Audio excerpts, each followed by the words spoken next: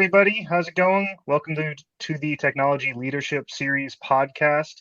I'm your host, Jordan Tennenbaum. I'm the social media manager of Celigo.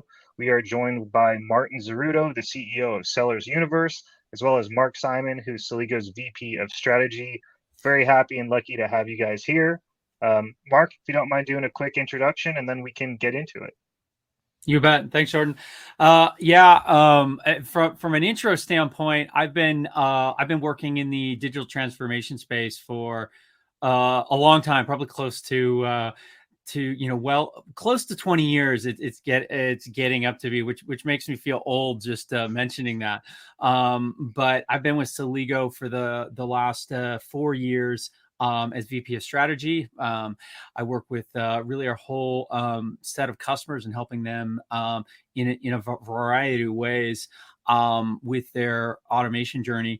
But prior to Celigo, my background includes being on the founding team and CTO of an e-commerce company, as well as leading a digital transformation and ERP implementation professional services practice for about 10 years. And that's where I got exposure to Celigo and really, focused a lot on cloud-based technologies and kind of led me to joining the Celigo team.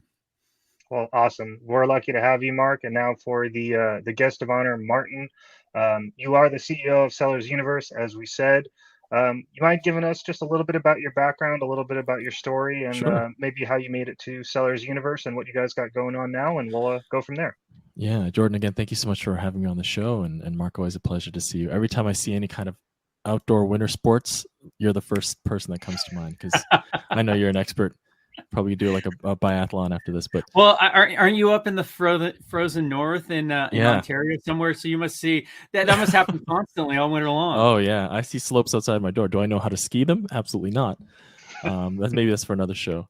But yeah, thank you so much for having me on. My name is Martin Zerrudo, the CEO of Seller Universe. At Seller Universe, we do two things. Well, I guess three. We provide NetSuite solutions, license implementation, and post-go live support within the e-commerce realm. So those brands who are on marketplaces like Amazon and Shopify have a great relationship with Celigo in terms of the implementations that we provide and the support. Probably say 9 out of 10 of the brands that we provide services to that are aggregators are using Celigo. And so it's a pleasure to be on the show. Personally, probably about 5 to 10 years of experience in marketing and communications. And these last 3 years, the journey at Seller Universe has really been pretty crazy. It started off as a really big umbrella of a lot of different e-commerce services, and we really decided in the last 2 years to focus primarily on NetSuite solutions. So super happy to be on the show. Awesome. That's great to hear.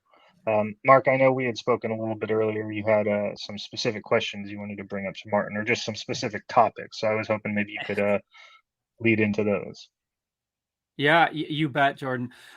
So Martin, when you're working with your clients, are you typically coming in and working on their essentially a new build, like a new implementation for, say, their ERP or some of their other software implementations? Are you coming in after they already have something in place and helping them optimize? Where do you come in that journey? Great question.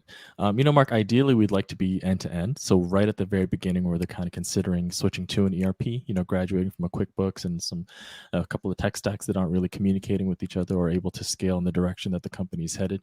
We'd love to be at that, part of the conversation where they're considering getting a NetSuite license because we can provide the license to them.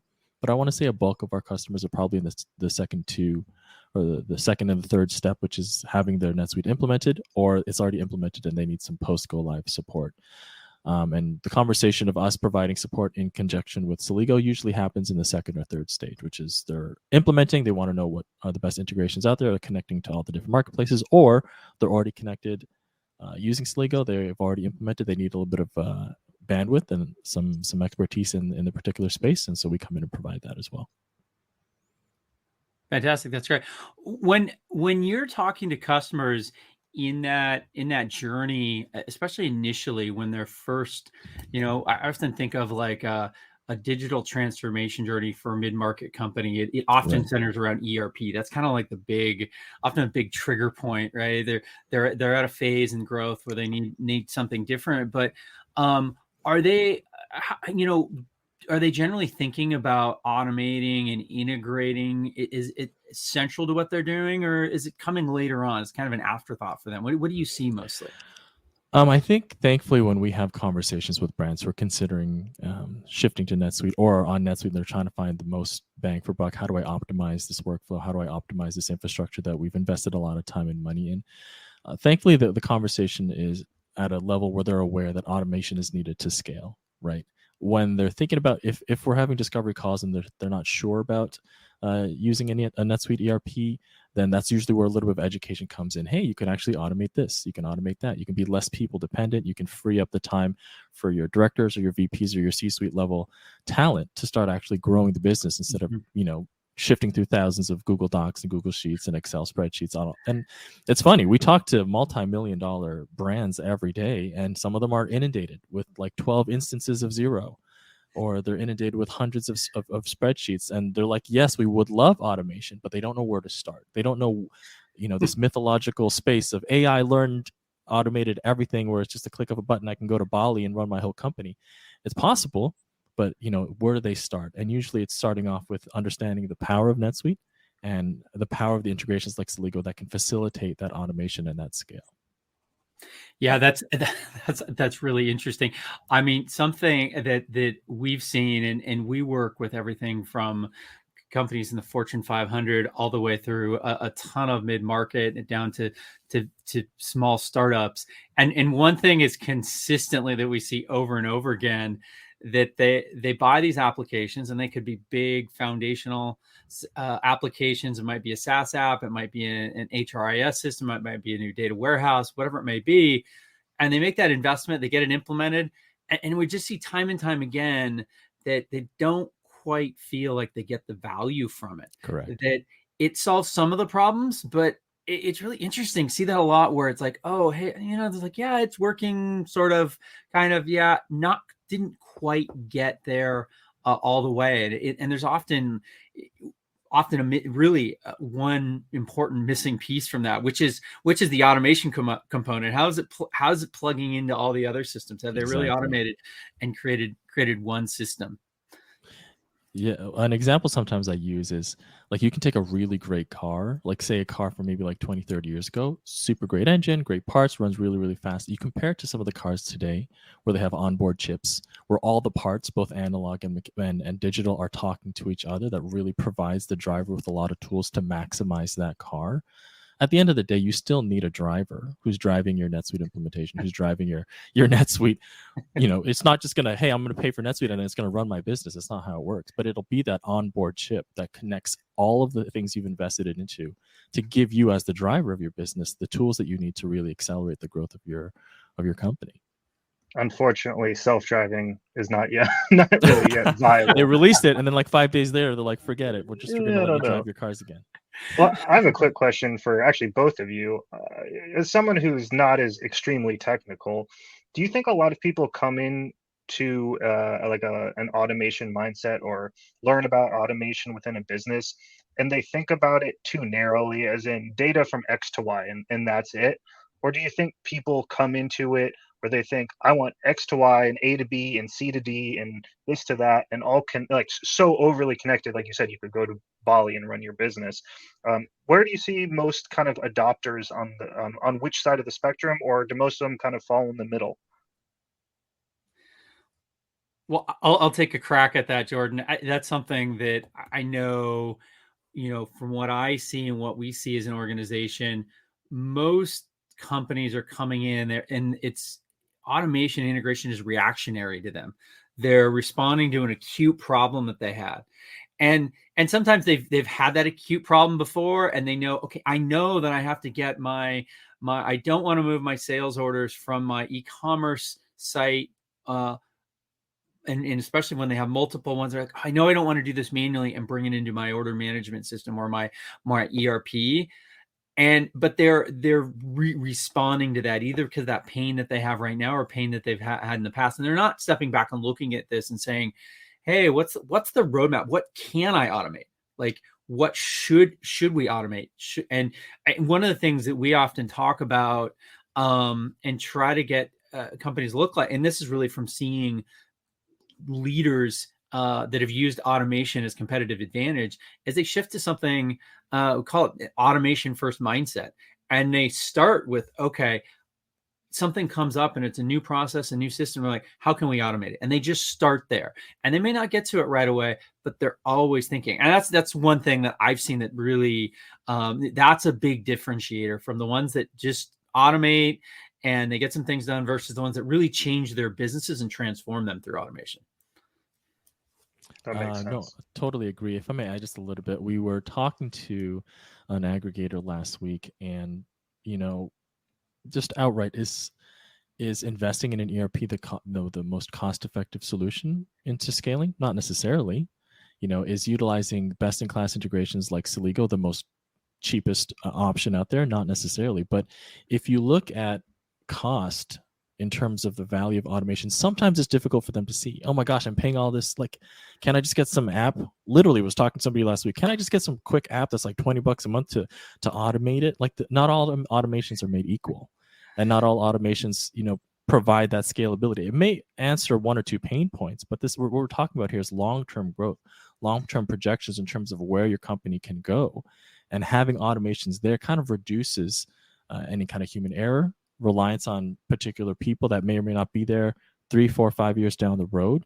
And so for me, from the agency perspective, it's kind of showing them the value that, yes, there may be an upfront financial cost to automating your system, but if you don't do that in the next 3 to 5 years, then you're not looking at the same trajectory, regardless of who are the same people running the company or not. That makes sense. It seems like people need to address the cause rather than the symptoms, if I can use a mediocre metaphor. But thank you. Appreciate that, y'all. Can I just add one more thing? Sorry, go ahead, Mark. Go ahead. No, go ahead, Martin. So for me, I have like 10 years of copywriting experience in content, writing scripts, creating content, going on podcasts. And when ChatGPT came out and open to everybody to access, if you want to see the power of automation, it would take me maybe 2-3 hours to write, a blog or an article.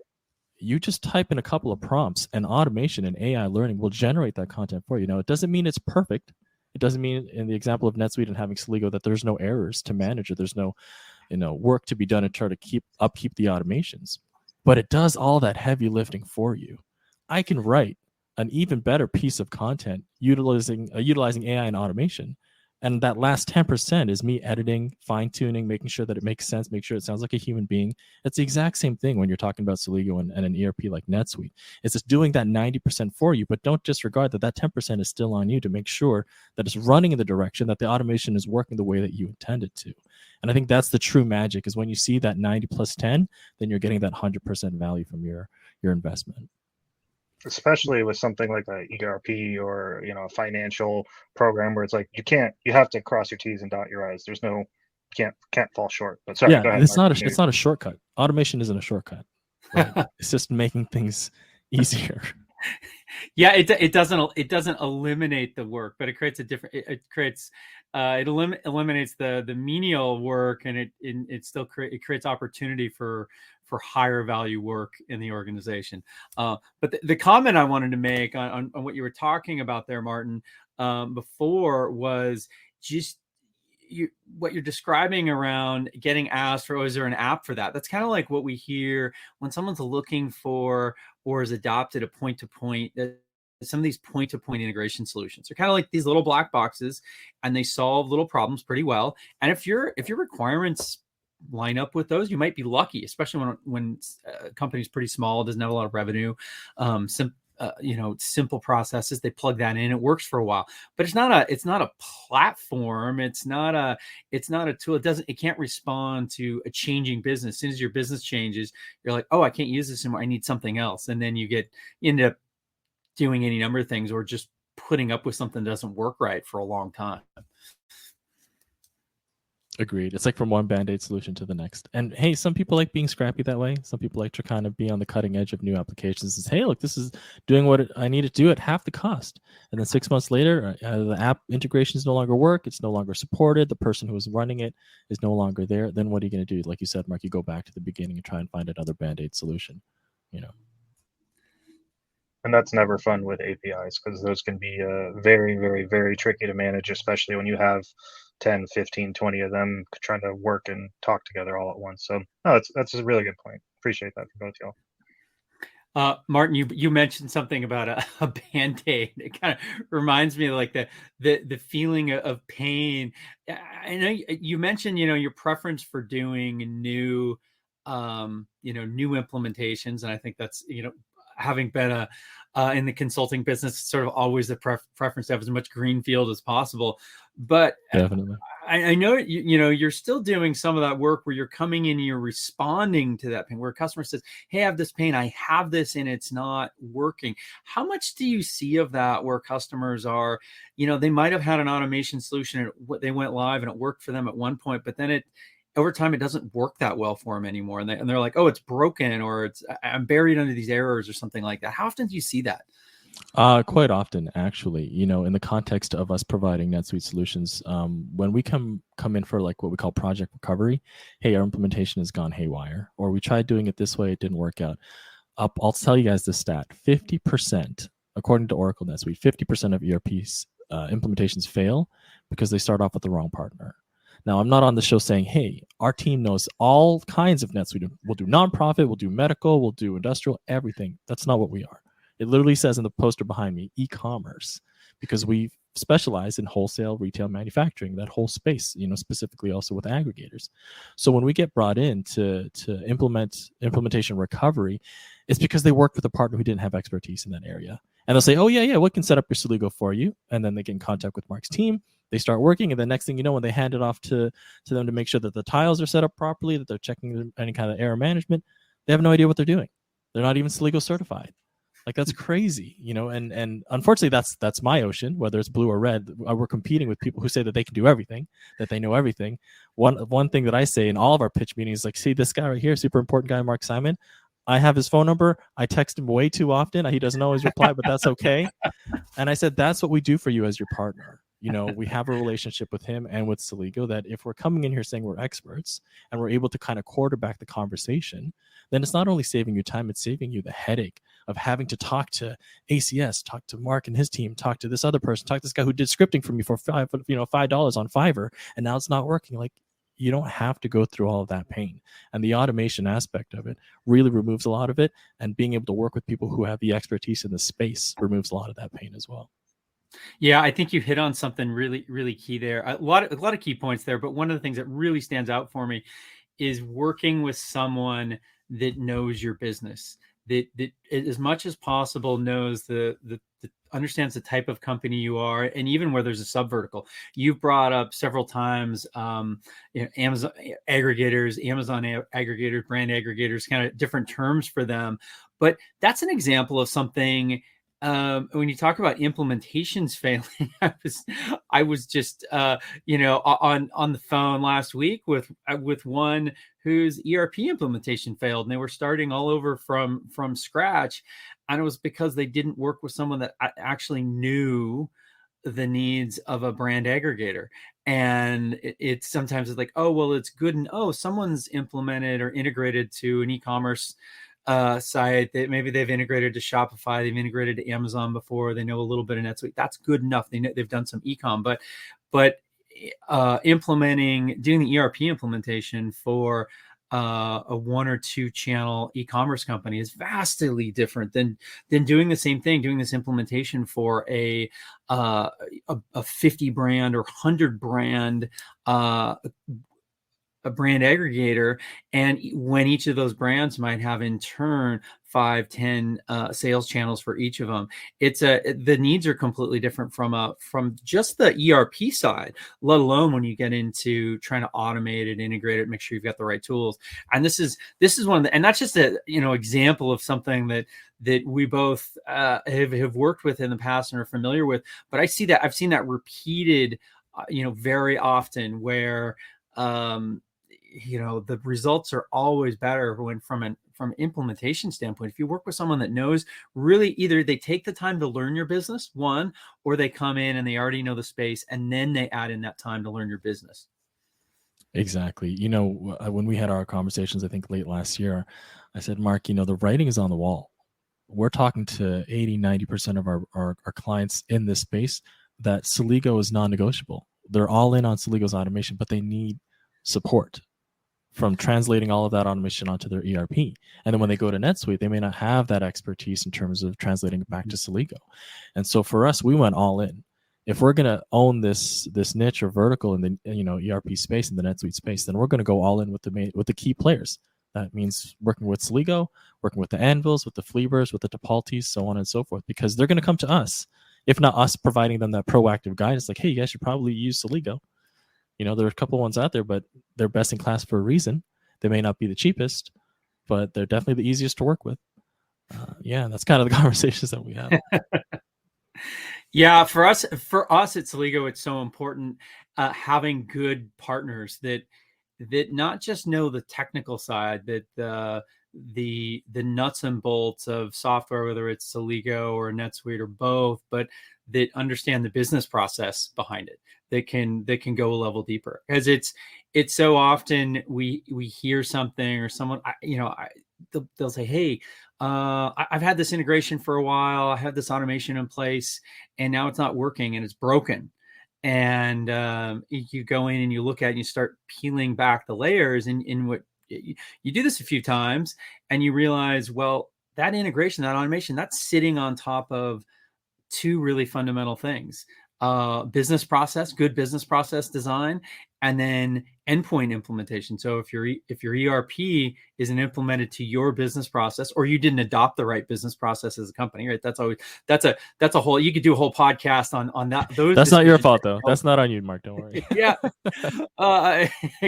exactly. That's on somebody else on the, and I'm out of that business now. So happy to be, but that's like, so much goes into that.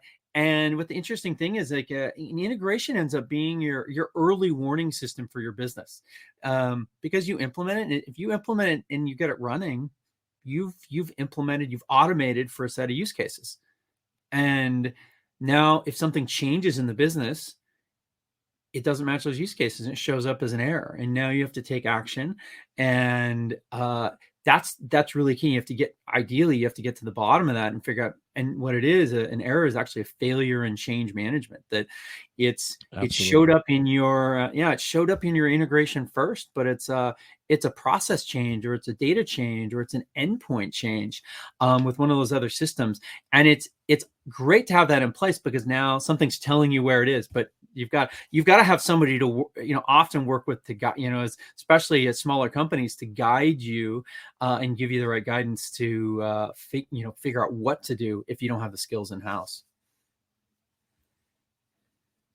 Martin, do you find that a lot of people use Celigo or maybe similar tools as like an error management solution, or is that something that you encourage? Because Mark, from the way that you put it, it makes a lot of sense. You have everything all connected at once, shows you exactly where an error might be. So I'm curious, like how Martin or Mark, how we both would pass that information along, that a tool like iPass is error management. Sure. So, for those who are listening, like Celigo as an iPass can do more than just the niche in which Seller Universe operates, right? We're talking strictly, what are we connecting here? Amazon, Shopify, Walmart, all these other marketplaces.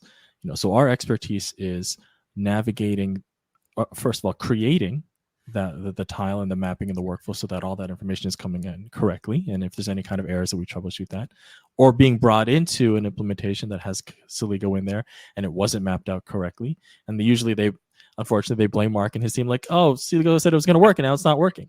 We go in there, we take a look, and it's like, well, it's because you didn't set it up properly. Well, who set it up? Oh, this guy who used to work for us. Okay, well, we've identified 2 or 3 issues here that had nothing to do with Celigo. It also has nothing to do with NetSuite. It really was a person who kind of set up the automation, who may not have had, like to Mark's point earlier, the expertise in creating it. And then now you don't have any talent to navigate that. So error management happens. There is no such thing as a foolproof automation where you're never going to get any kind of errors, or you don't have to double check the data integrity. Like, it happens. But if you have a team in place, whether it's a partner like us or an internal team that can navigate it, then, it's just part of the job. But you're not looking at 100,000 errors. You're looking at maybe 10 or 5. It just really all depends on who got there at the beginning to make it or map it out correctly. Awesome. And I think that's the key thing, Martin. You've got to stay on top. One of the key things, you got to stay on top of it. You got to stay on top of it when it's 5 or 20 or 50 or 100 errors and it's manageable. And if you have, if you have 500 or 1,000. And we have some features, our error management 2.0, and we leverage some AI to help make that management a lot easier, but it still doesn't remove the need to get to the bottom of them and head them off and get to the root cause. And it's like, there was a change up here. Somebody created a new business, a new process, or they created, on their own without synchronizing across the organization. And now you've got a problem. That's not going to work. Exactly.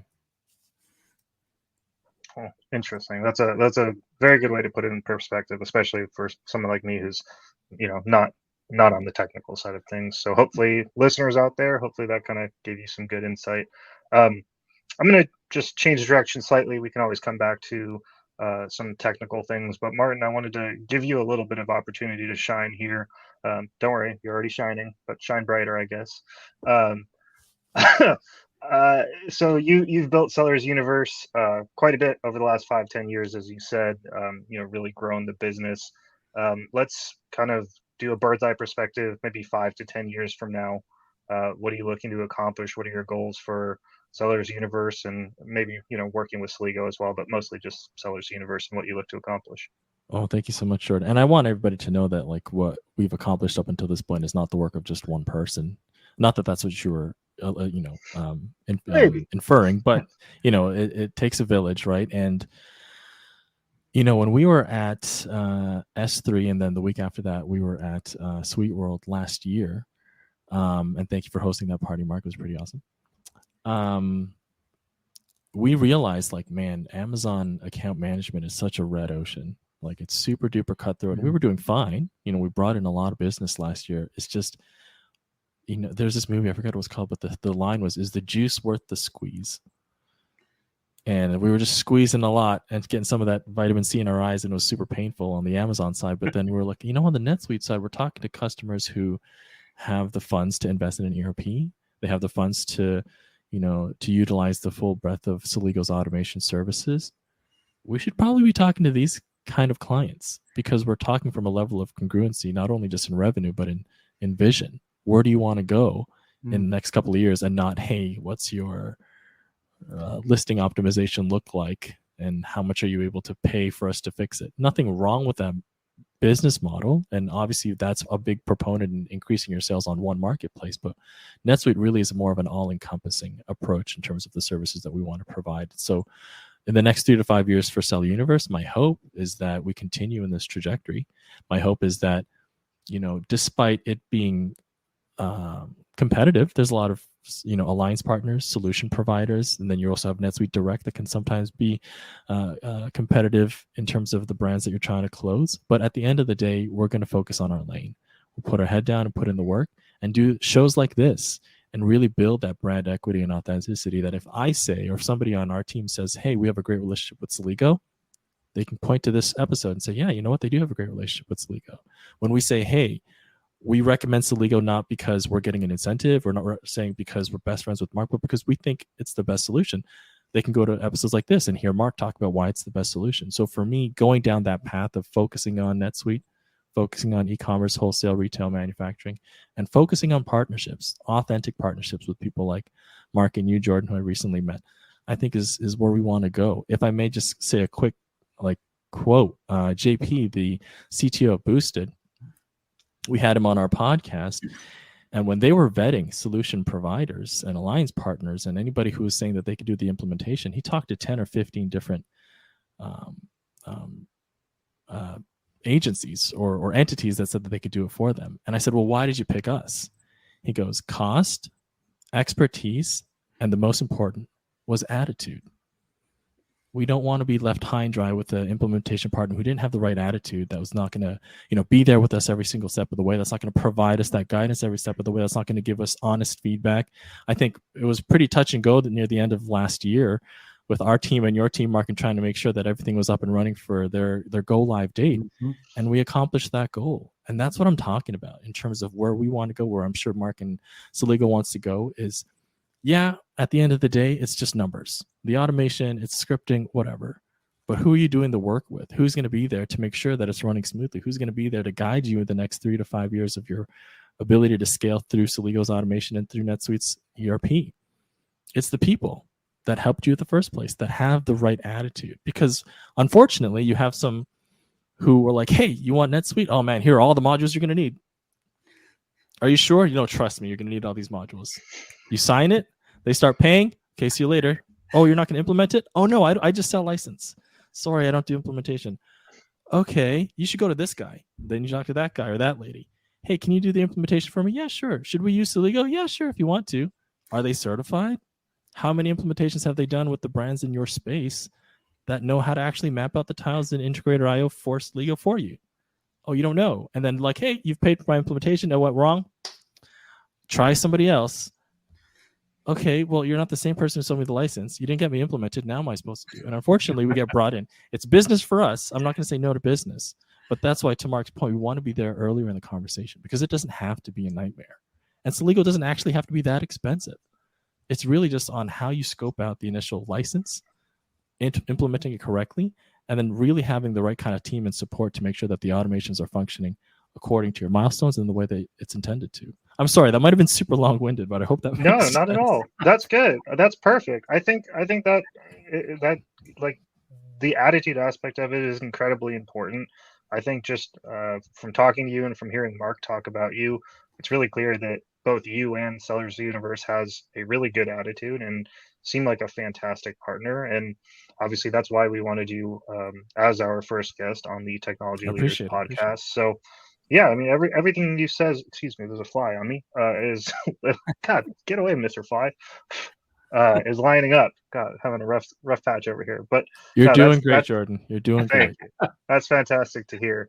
I know we're getting a little bit short on time, and I don't want to take up too much of everybody's day. Mark, did you have anything that you wanted to ask or throw out there or lob up, if you will? And if so, or if not, I'll have some kind of closing statements. But just wanted to leave the alley open to you, or the lane open to you. Yeah, Jordan. The only thing would be, a lot of this for a company embarking on an automation journey is having the right attitude. Back to attitude, right? Having the right attitude themselves. Looking at what they want to be as an organization, go in with a good plan, hopefully adopt automation first mindset, and then pick a good partner, somebody you trust, and get started on the journey. That's perfect. I think that's a very good way to round it out. And I think as more companies come to adopt this automation first mindset, it not only makes our job easier, it not only makes Martin's job easier, but I think it makes running a business just easier because, like I mentioned earlier, you're addressing the cause of all of the challenges and problems that an automated business can have rather than the symptoms. And to bring the metaphor full circle, you can avoid those Band-Aids. We are getting towards the very end, and so I just wanted to end on something a little bit light, a little bit different, because I feel like these business podcasts can be very serious, and not that that's necessarily a bad thing, and I don't want to go goofy either, so we'll kind of meet somewhere in the middle. And maybe for the guests out there who are listening, who've made it this far, one, thank you, but two, completely discounted outside from work, in your own personal life, Martin, do you have any maybe passions or interests or hobbies that you think people might kind of connect with? And if so, we'd love to hear them. And Mark, maybe take some notes because I'm going to ask you the same question, and then we can get back to our normal lives. I'm curious, what do you have for us, Martin? I am a super, super huge Star Wars fan. And I know when people say, oh, I love Star Wars, I've watched all the movies. I'm talking about there was a game that came out like 10 years ago called Star Wars: The Old Republic, and it was like a massive online game. Me and my best friend from high school, who equally loves Star Wars, created an online guild and a website and a forum, and we gave each other titles like, you're the Grandmaster, I'm the Grandmaster, and we had, I think at the height, maybe like 300 people around the world as part of our guild getting ready to go into the game together as a clan or as a group of friends playing together. And I probably ran that community and website for a good 2.5 years. So there's even a lightsaber behind me. I'm not even kidding. You know what I'm saying? I built this at Disney when I was there in Florida a couple of months ago. So yeah, super huge Star Wars fan. Am I ashamed of it? No. I am married, so I guess I can say it out publicly. It's no problem. That's good. You're deep in the game, as they say. And Oh, if yeah. any listeners out there decide to piss off Martin, excuse me, make sure he doesn't have his lightsaber. Otherwise, you'll be missing limbs.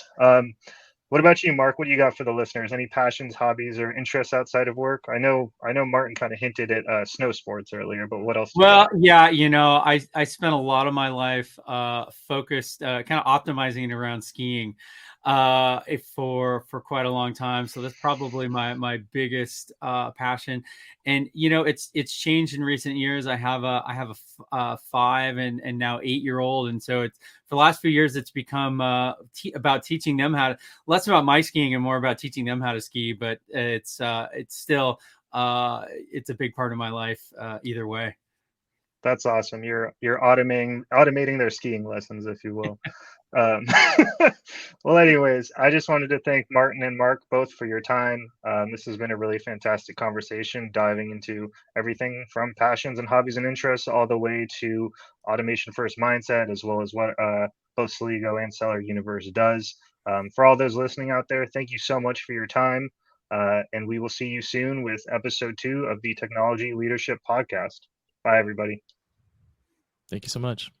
Thank you very much.